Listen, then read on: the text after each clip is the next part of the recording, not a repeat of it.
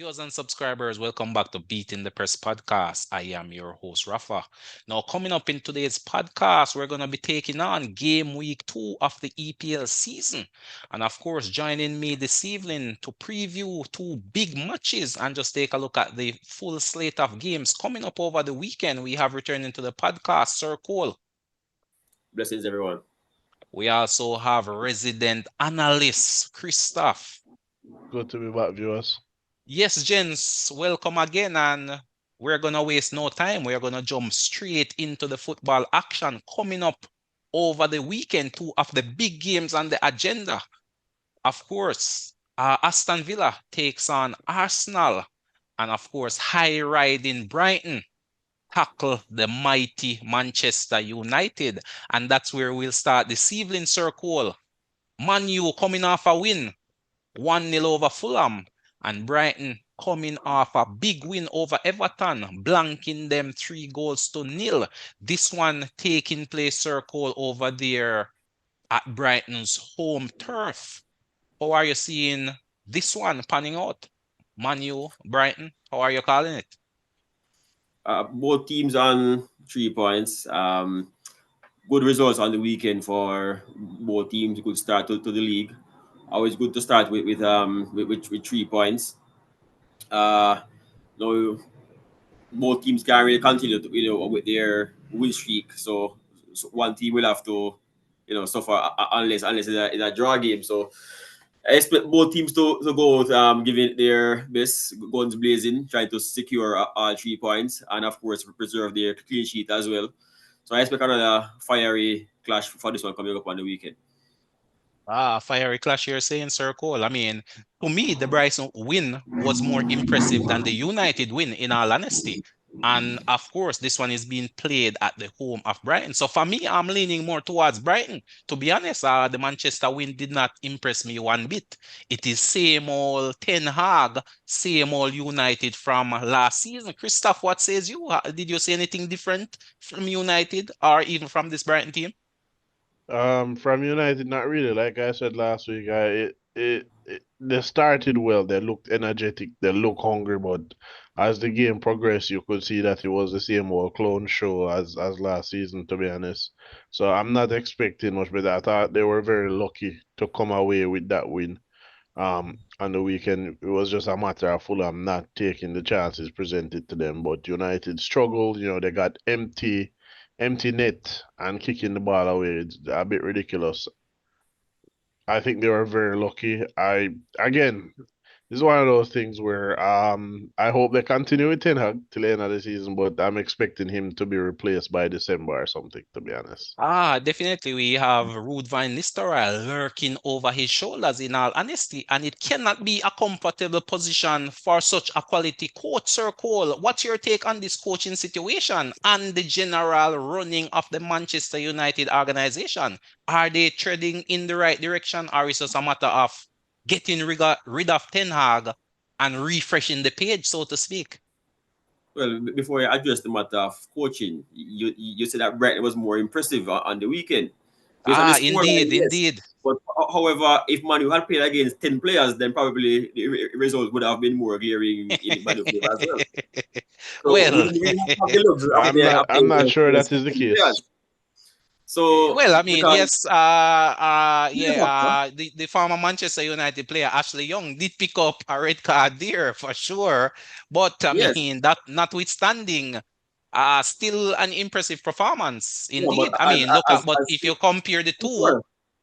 but if you look at the Southampton game, Circle versus Newcastle, Newcastle Mm. were also down to 10 men and still managed to get the win over a Southampton. So it's not only the numbers, but you have to really look at the performance. And we know Right. when you're playing with 10, Agreed. you dig in even deeper. And, Brighton was able to really cut to pieces that Everton defense. So for me, they were very impressive. And I am looking for another impressive showing versus Manchester United again. This time they should be at home a bit more comfortable. Manchester United playing away from home. In fact, he playing away from home versus Brighton may very well suit the United counter-attacking style, in all honesty.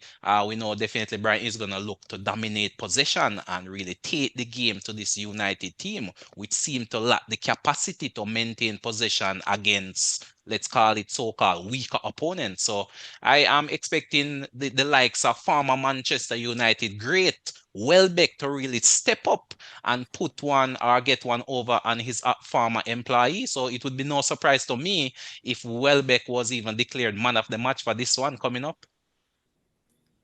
I feel man, I'll tell you, yeah, Yeah, man. yeah, So for sure, for sure. The floor is yours, Sir Cole. yeah, so not to take away anything from Brighton and their win, but truth be told, as Christoph said, Man U missed some glaring chances. So we did create the chances, we just not put away the chances. How we put away the chances, then our scoreline could have been just as impressive as Brighton's Mm. What? against better opponents as well. So you're expecting Manu to get a win over Brighton in this one? What's your call for this game? It is too early in the season to really predict and say, boy, you have a strong feeling as to how it will go. But Sir Cole, you're going back. No, you're taking a step back. I mean, that was. I mean, Manchester look, according to you, look quite impressive versus Fulham against 11-man Fulham. While, I mean, you seem like you're picking holes in the Brighton win. So, I mean, you can't be standing on the No, fence. man, So, don't put, give us your call for this one, Sir come Cole. on, let me say what I want to say, not what you think I'm saying. All right. So it is still early days, still trying to figure out the teams. But I do expect I would love a Man U win, and I think we can get the win for So you're this calling week. this a manual win then? Any scoreline or any Uh, predicted scoreline, I should say? it will be a close game. I will say 1-0 to Manchester United. 1-0 to, so a repeat of last week then. 1-0 versus Fulham, Repeat of 1-0 that. versus Brighton. Correct. Okay, well, what says you, Christoph, yeah, on this one? What's your predicted scoreline? How do you think this game will play out? I mean, I Brighton under think new coach as well. I think Brighton will win 2-1 or this is a draw. Mm. But So I technically, you're going win draw Brighton. win You're draw not Brighton, seeing but any United win in this one. I'm leaning towards that Brighton win. No, I don't see United winning. Yeah, It's definitely. early to say, but I don't feel like United. From what I've seen in the preseason and what I saw in the first game, I think Brighton will get the result. Yeah, I think Brighton will attack this game with no fear, as I said, under new management as well, and really playing some good quality football. You know, the team seem to be gelling, putting the pieces together. Number of new players coming in, making an impression. The Japanese international Mitoma is always a threat on the flanks, and it seems a new signing Minte is also creating a bit of stir in the EPL. Early in the season, of course, we've just gone one game, but thus far in that game and in preseason, he have been one of the standout performers for this Brighton outfit, and it's a good mix of youth and experience, I would say, in this Brighton team currently. You know, all heads such as Welbeck, the former Manchester United player, former great, and of course Milner, one of the stalwarts of the EPL. The only I think he has the most appearances in the English Premier League to date, and he is still going at a fairly at a quality rate. You know, he's still very competitive against the younger talents in the league, and you know, new management. Players are looking to impress the coach, trying to stamp their authority, lock down a starting 11. So I think Brighton should be up for this game, and I don't see a United win either, Christoph, to be honest with you. It would surprise me very much if United got anything from this one. And I'm also predicting Brighton to really do some damage to this United team. I'm going to lean towards a 2-1 win for Brighton. As Sir Cole said, it should be a closely fought game, but I feel Brighton in the early goings and the possibly inconsistency of this United team under Ten Hag, and the fact that a number of key players are still out, are still searching for a formation that work. I'm not sure if the scorer last week, Sir Cole, will get a start. Zerky, do you see him starting in this United team, or will it be a continuation of Fernandez up front playing a false nine? That's what I'm saying. We haven't seen any pattern develop yet because it's only the first game. So likely for many teams, what Well, we I mean, saw I've been looking last for a weekend. pattern for Ten Hag over the last 2 seasons, and I'm yet to see one. So I'm not even expecting any patterns, to be Well, honest with you. this this lack of pattern brought us an FA Cup win and a Carabao Cup win over the last 2 seasons as well. Well, I mean, So those are one-off game circle. I mean, you can't be banking on cups. The great Manchester United drawing for cups. yeah, man, United should be up the there culture. challenging for the league circle. We The fact haven't is, seen that in what, we 10 have we years? have some silverware. Arsenal with their nice, pretty pattern, they do win anything. So so Well, we give thanks. Yeah, that's time what is I'm the saying. master, it seems. So it's not about looking pretty. It's about getting the Mm. job done. So mind you, in the league, we didn't get it done, but we got something from the season, something to show from the season as well. So And just full to touch on confidence for you in Ten Hag then, circle. Fully backing the coach. at the end of last season, I would have been okay with whatever decision the management took, whether they decided to let him go or keep him. I don't think he is the factor why necessarily we're playing poorly. So I think he can do better, but I don't think necessarily changing management the manager would necessarily have yielded different results. So it better just work with the one what you have now. And I Okay. don't So think so you can see him staying there long term then, Circle. Next I two, can three I can see him, years. I can see him staying there until season's end. That's for sure. Mm. Okay, okay. Time is the master indeed. But another big game on the agenda, Christopher. I'll come to you on this one to kick things off. Aston Villa versus Arsenal. If Arsenal is going to challenge for the title, Christoph, they must get wins like these over potential rivals up there at the top of the table. How do you see this game versus Aston Villa playing out? Can Arsenal get win number two? Um, well, I'm not sure as yet, but I think it's a case of they must get win number two, especially because this is Aston Villa who they lost both league games to last season, and having beaten Aston Villa even once last season would have ensured the title for Arsenal. Mm. But this is a game that they must win. Just to show that they are better than last season, if nothing else. Because obviously there's nothing really at stake this early in the season.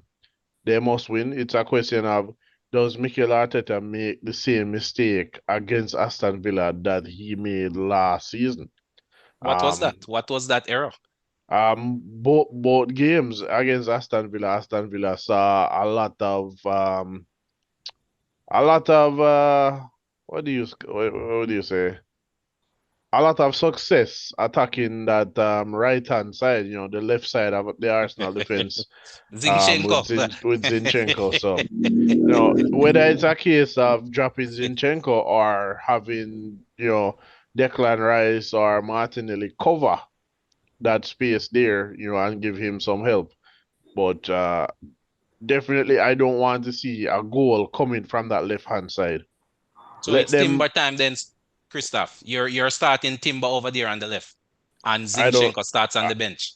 I don't know what Arteta's doing, but Yeah, but I mean, if that's the Zinchenko would clear not start. area of concern, and that is the area which hurt you last season in both games, why would you try it a third time and hope to get a different result? I mean, that's the Definitely for definition of me, insanity. definitely for me, Zinchenko would not be starting this game, and I would be wary of the counter attack as both games, those goals that Aston Villa scored were on the counter attack. So I would, come up with some plan in order to stop that. Okay, so Sir Cole, how are you seeing it? Is this another win for Aston Villa? 3 on the bunks? Well, it's only second game. There, as you said, there's no must win fixture as yet.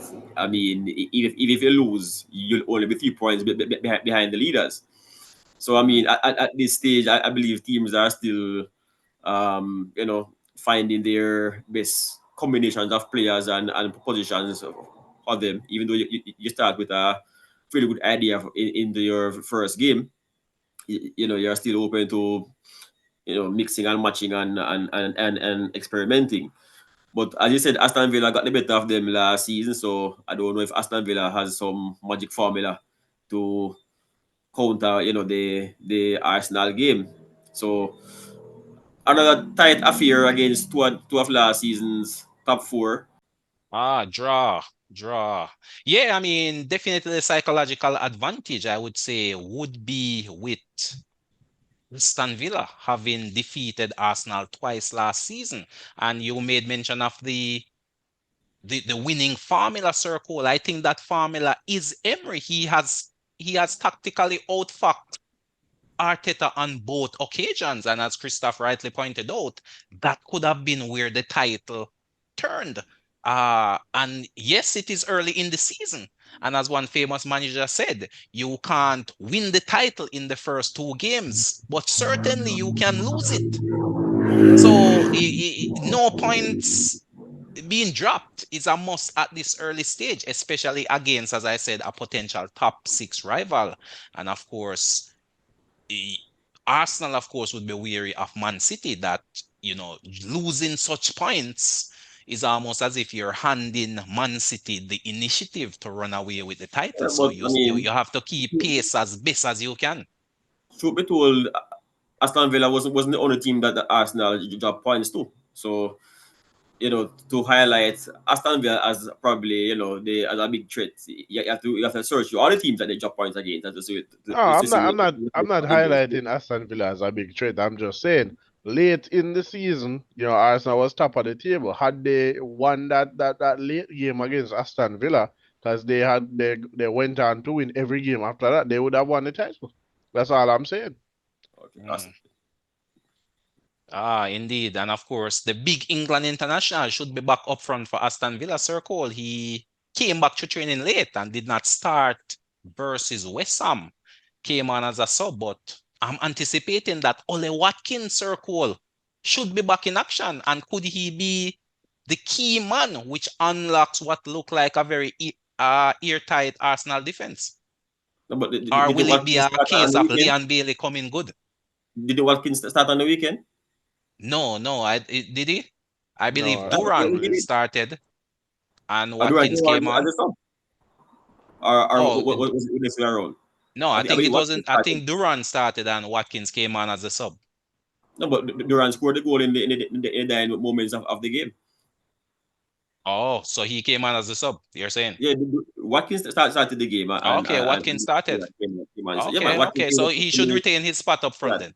yeah, he should retain his spot Okay. up front. Or will it And be the wingers that unlock the Arsenal defense, the likes of Leon Bailey, for example? which as Christoph alluded to has proved telling you in the past. So if that's where they see the weakness they can exploit, then they have the material to get it done. Mm. So what's your call for this one?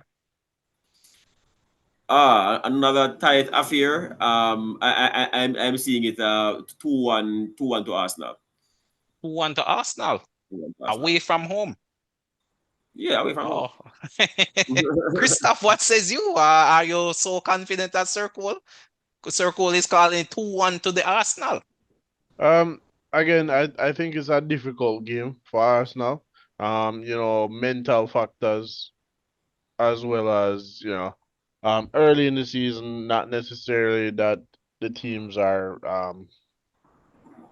up and running fully, but they started with a win, convincing win. I did see some cracks on that first week. The question is, does Emery see those cracks? Will he exploit them? We know for a fact that left hand side is potentially weak. On the counter attack, Zinchenko is weak in 1v1s. But for me, I see Arsenal winning it. I feel like it's a 2-1 as well, but I'm going to say 2-0 Arsenal. 2-0 to the Arsenal. versus a rampant Aston Villa team not getting on the scoreline? Christoph, are It you sure you're it's sticking it's with that your it, guns? it's been one game. I don't know about any team being rampant. Well, you know, well, it definitely early days, but I think Aston Villa goes into this game with the clear psychological advantage. Playing in front of their home crowd, it should be a raucous atmosphere indeed. And I feel this will be a true test to the mental fortitude of this Arsenal team. And this will be a clear indication if they mean business this season. This is the first acid test I would say this Arsenal team will fail. And uh, In all honesty, I wouldn't be surprised if Arsenal weren't rampant against Aston Villa. Revenge possibly. I just think Emery is such a skillful tactician, especially versus his former employees who you could say he was dismissed under very acrimonious circumstances, not the best of terms, which this Gunners management, and he will be using every opportunity to really prove his skill set, which he has done in the past, in fact, twice. And he'll be looking to put a dent into this Arsenal challenge as well. And I think he has that formula. I think he has seen the chink in Arteta's armor and has been exploiting it over the last two encounters. And I think it will be a similar thing in this one. For me, I'm calling it a draw. I'm calling it a 1-1 draw. I feel Aston Villa will score first, and then Arsenal will find some sort of equalizer in the game, and this one will end in a stalemate. And I think Arsenal will fail their first big test of the season, coming away from this one with just 1 point. And when you look at the Arsenal fixture, the first 5 games should tell a clear story. They have a few tough games coming up on paper, of course, versus so-called big name teams. And Aston Villa is one of those, I would say, just based on last season's performance and the start they've had to the season thus far. But yeah, I'm calling this one a draw. 1-1 draw is my call for this one. But of course, many more games on the agenda. We just want to quickly run through these games, Sir Cole, and just give us your take quickly on them. So, Crystal Palace versus West Ham. Sir Cole, what's your take on that game? How are you calling that one? Crystal Palace, West Ham. Crystal Palace, West Ham. Crystal Palace Palace at home. Palace won on the weekend, right? No, they lost to Brentford, I believe. Yes, the lost to Brentford. Right. And West Ham, West West Ham, Ham I lost to believe, Aston Villa. lost to Aston Villa. That's So right. both teams eager for 3 points. West Ham, I say, under new management, a few transfer concerns lurking around Palace as well. Well, Uh, Anderson is gone. Anderson is gone to Fulham. So that's one okay, less defender in the let's Crystal defender. Palace defense right there. And of course, Gahey has been linked to Newcastle all season as well. So the starting centre back pairing for Crystal Palace last season could be on their way out, but definitely confirm Anderson to Fulham is done and dusted. I think that may tilt the balance in favor of West Ham. So I'm calling it West Ham by two goals to one. Who goes to one? Eze getting the consolation circle. Must. Possible, possible, but hopefully not. Indeed. Top England international there.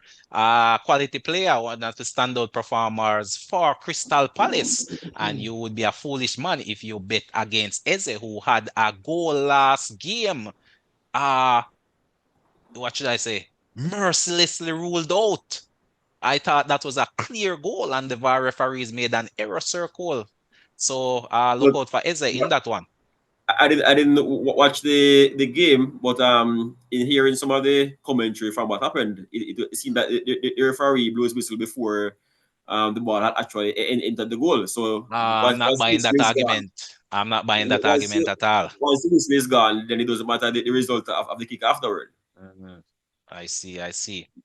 Fulham, Leicester, Christoph. Fulham versus Leicester City. Leicester City, of course, coming off a draw with Spurs, and of course, Fulham losing to Manchester United 1-0.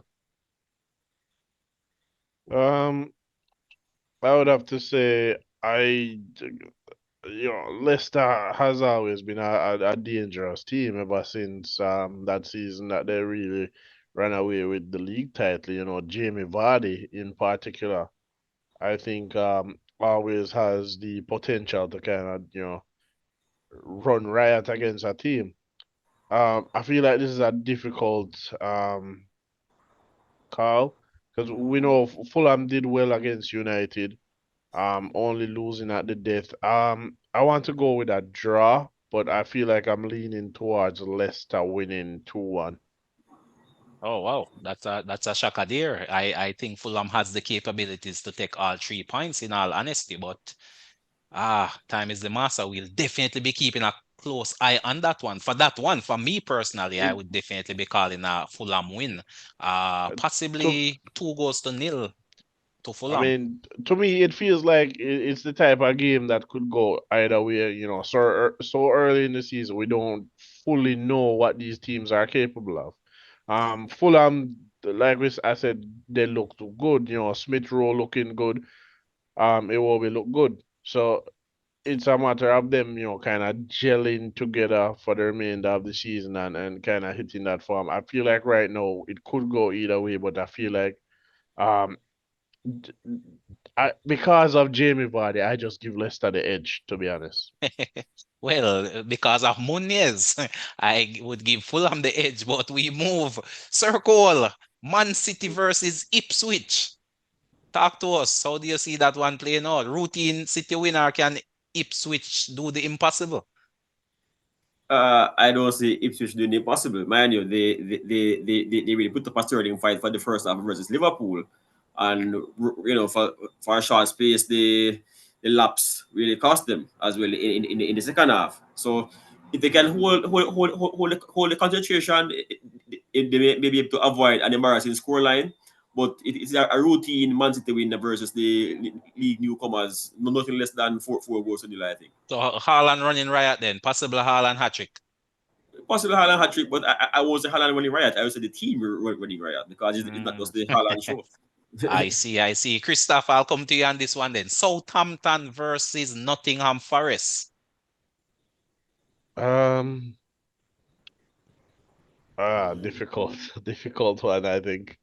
I will give the edge to Southampton.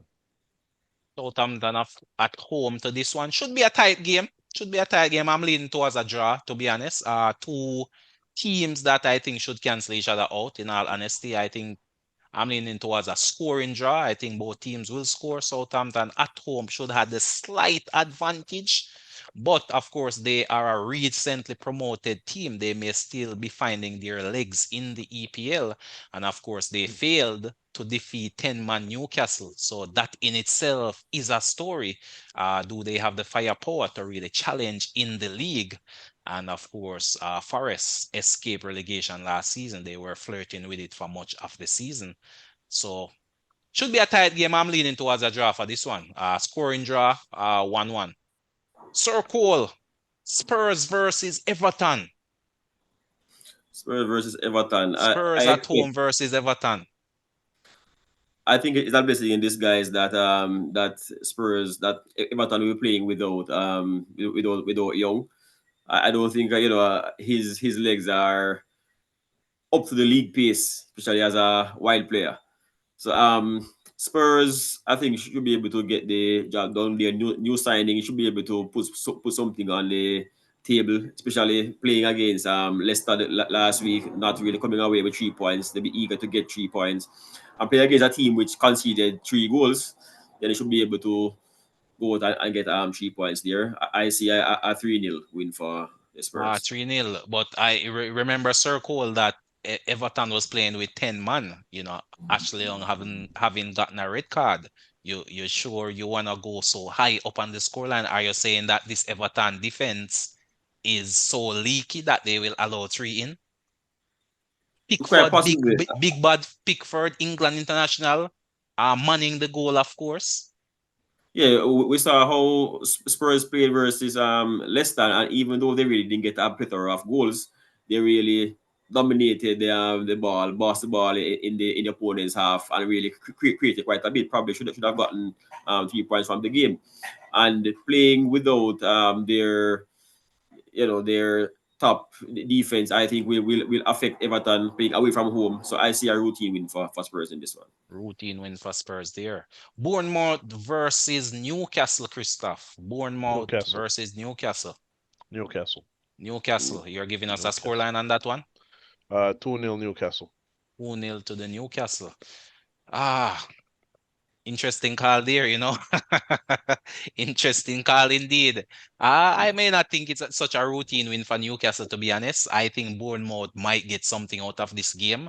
I think Bournemouth is one of those teams which are constantly underestimated, yet they silently peg away, chiseling off points here and there and maintaining their status in the EPL without much fanfare, in all honesty. And I think this may be another season where they do so. Of course, they lost their big goal scorer.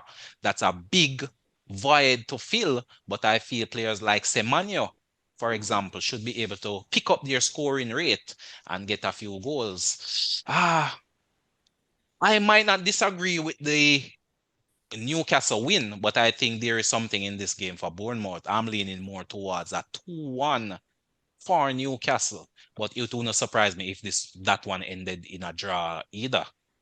And the next game on the agenda circle, we have Wolves versus Chelsea. Another off game to call. Tough game, of Chelsea, course. Chelsea was in action today as well, circle in the Europa League. yes, coming away with that 2-0 win, I believe. And it seemed as if Cole Palmer might be out for a few weeks. I see him holding his hamstring. So that we need to keep a close eye on that. So check that out, you know. All So right. one of Well, those key players may be out. if Possibly, I'm not sure. But I did see him if he hanging really on to is the out, hamstring. if he really is out, it will hamper their goal scoring chances. And Wolves traditionally has been, very dogged defensively. So I that will affect the scoring. So I definitely will can see this one ending in a stalemate, a 1-1 draw for that one is my call. 1-1 draw. And then finally, Christoph, Liverpool versus Brentford. Liverpool at home versus Brentford, coming off a win versus Crystal Palace. And of course, Liverpool coming off a win versus Ipswich. How do you see this one panning out? Um, I feel Liverpool have the quality to get one over on them. Liverpool, we saw Liverpool during the preseason. They did well. They looked impressive. They brought that into the season. I thought, Liverpool took a while to get going against Ipswich, to be honest, which kind of came as a shock. But in the end, the quality told. Again, I think it will be a similar or same situation in this game. I think Liverpool just have the quality to get the win there. I think it might take a little while, just like with the Ipswich game, but I think Liverpool win this, 2-0, 3-0. 2-0, 3-0. So you're saying you see Brentford not holding out much resistance and capitulating under pressure? Not necessarily not holding no resistance because you could score, three goals after the 85th minute mark. I think Mm. tough I first feel half, Brentford maybe should one get a nil. goal in this one, though, to be honest with you. I don't think Liverpool has that airtight defense. In fact, I'm not sure if the manager knows his best defensive unit, in all honesty. We saw Kwanzaa being at halftime versus Ipswich Town. Very embarrassing for the youngster. And, we saw Kanate coming in and he was singled out saying, hey, he was losing too much duels. Not many managers really come to the media and present such an argument. I'm not sure if that's an error on the part of Slot in his early managerial career over there at Liverpool, or is just a case where he is stamping his authority on the youngster. Would he have hooked a Virgil van Dijk, for example, Sir Cole, at halftime if Virgil van Dijk was underperforming? Was never going to happen. We So saw, it's we just saw, a case of him trying to single out the youngster and yes, possibly I sending was a young. message to other players. We tried that all the time with Klopp and Salah. Man, it was always a personal sacrifice because of how Salah was playing. So it was just a matter of being a senior player and the ratings are carrying the team.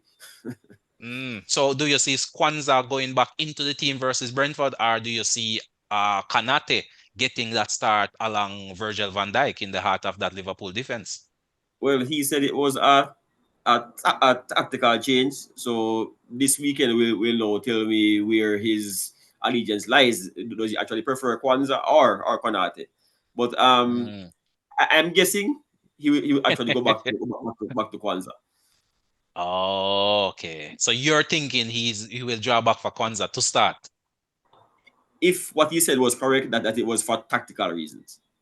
I see, I see, I see. So you're trusting his call then, Sir Cole. You're I have no other call to trust, but his call. For me personally, I think Kanate will be the man in the middle of the defense, to be honest with you. I think we've seen the last of Kwanzaa until something else changes later on down in the season.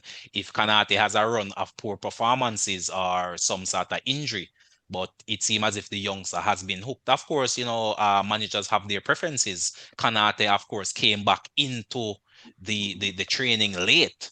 Hence the reason Kwanzaa may have gotten the start in that first game. But by now, Kanete has been around the team at least 3 weeks of training under his belt. The manager would have seen his performance in that last game versus Ipswich and would have had now another week of training. So, to me, Kanate Van Dijk is the combination I see going forward. But time will tell. As you said, this game on the weekend should give us a clear indication of where his allegiance lies. So I'll definitely be keeping a keen eye on that starting 11. But for me, I don't see any other change really. In all honesty, I think Jota and Salah should continue their partnership up front along with Diaz, and the midfield trio should be the same midfield trio going forward as well. But definitely have to keep an eye on these team selections and see what the patterns which are developing. But Christoph, any final thoughts before we wrap things up? We're quickly running out of time, of course. Just looking forward to a weekend of good attacking football in the EPL, and hopefully, um, the referees saw some of the mistakes they made last week, and hopefully stamp that out of the referee in this weekend. Indeed, definitely. Referees always has a key role to play. Oftentimes they are overlooked when you give these predictions or these previews, but definitely a point that has to be made. But final thoughts, Sir Cole. What says you? Well, I'm hoping that teams will be a lot less cagey this week. They've gotten over the nerves of the first game and kind of go out and express themselves and give us a bit more goals for this weekend. Well, there you have it, viewers and subscribers. Thanks again to Sir Cole and Christoph for coming on board and really sharing their thoughts and their opinions. Viewers and subscribers, continue to support us by leaving your comments. Tell us what are your predictions for this week of football action in the EPL coming up. And of course, continue to share, like, and if you haven't subscribed as yet, hit that subscription bell. But until next time, this is Rafa signing off.